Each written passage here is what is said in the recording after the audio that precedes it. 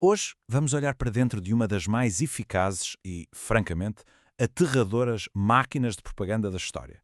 Vamos tentar perceber como é que um regime conseguiu, através de uma manipulação fria e calculada, distorcer a realidade e, no fundo, controlar a mente de uma nação inteira.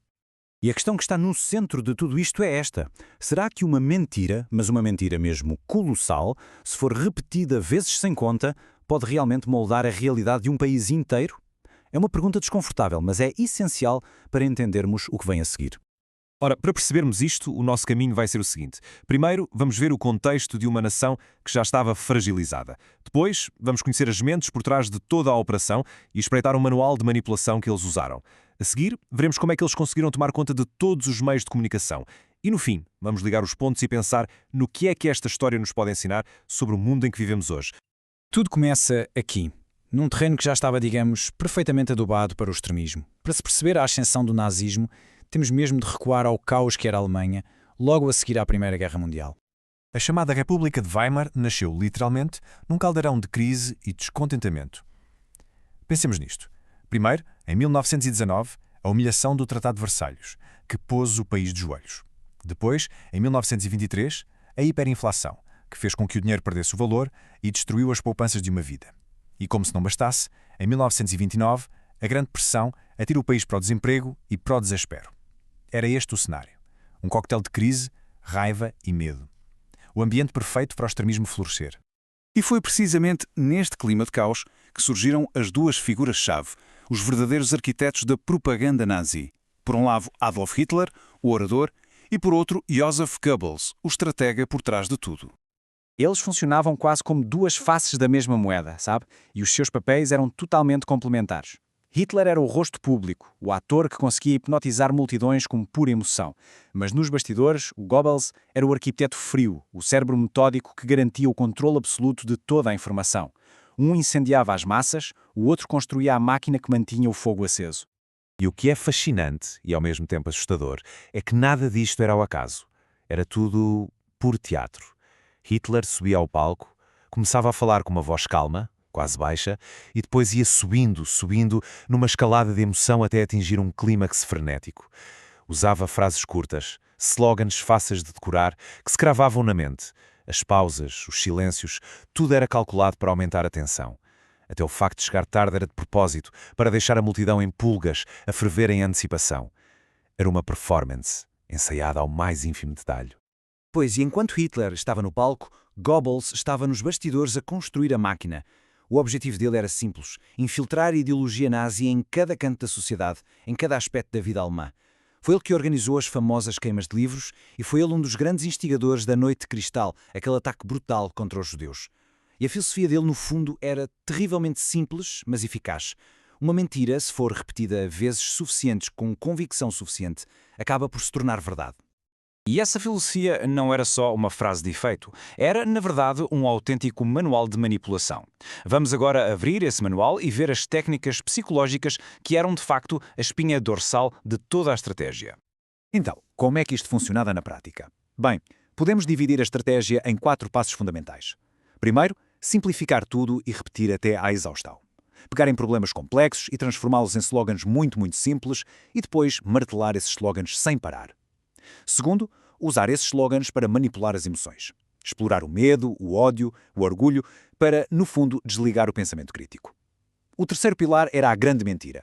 Uma falsidade tão absurda, tão gigante, que acabava por se tornar credível. E, por fim, o quarto passo, o que unia tudo. Criar inimigos comuns. Canalizar todo aquele ódio e medo para um bode expiatório. Vamos parar um pouco nisto. O que é que significa esta grande mentira? A ideia por trás é de um cinismo inacreditável. Basicamente consiste em fabricar uma mentira tão gigantesca, tão descarada, que ninguém acredita que alguém se atrevesse a inventá-la. A psicologia é simples. As pessoas normais no dia-a-dia contam pequenas mentiras e por isso nem conseguem conceber uma falsidade desta escala. É a própria audácia de mentira que a torna credível. E o mais arrepiante é que isto não é uma interpretação que fazemos hoje. Não. Foi uma estratégia pensada, escrita pelo próprio Hitler no livro dele, Mein Kampf. Ele escreveu, e cito, "Na grande mentira há sempre uma certa força de credibilidade. As vastas massas de uma nação caem mais facilmente vítimas da grande mentira do que da pequena mentira." É assustador ver a estratégia descrita assim, preto no branco. E este gráfico mostra-nos exatamente onde é que a propaganda batia. Não era na lógica, não era na razão, era nas emoções mais básicas, mais primárias. Injetavam medo de inimigos por todo o lado, alimentavam um ódio profundo contra os bodes expiatórios que eles próprios criaram. E, claro, inflamavam um orgulho nacional tóxico. Medo, ódio e orgulho. Este era o combustível que alimentava toda a máquina. Claro que ter o manual não chegava. Era preciso garantir que a mensagem chegava a toda a gente, a todo o lado, o tempo todo. E como é que se faz isso? Através do controle total de todos os olhos e de todos os ouvidos, para conseguir forjar uma realidade completamente nova. O regime percebeu desde cedo que, para garantir o futuro, tinha de controlar o presente. E isso começava pelos mais novos. As escolas mudaram radicalmente. Os currículos foram reescritos para ensinar ciência racial e antissemitismo.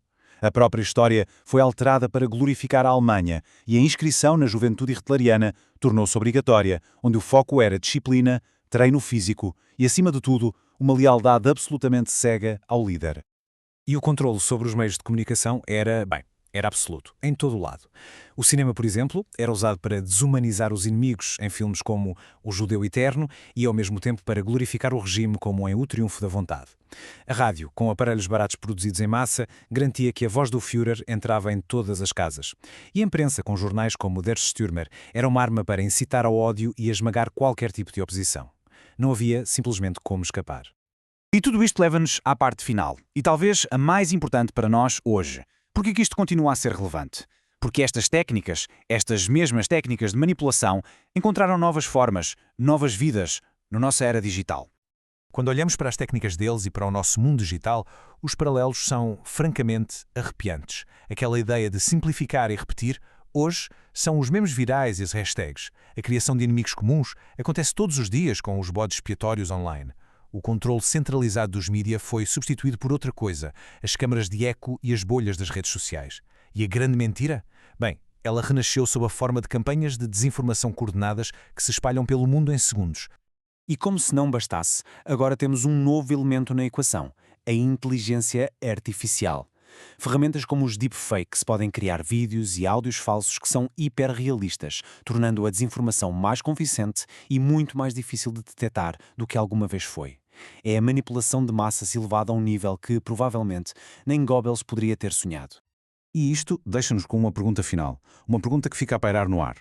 Numa era de inteligência artificial e de algoritmos que nos fecham em bolhas, será que estamos mesmo mais bem equipados para resistir à próxima grande mentira?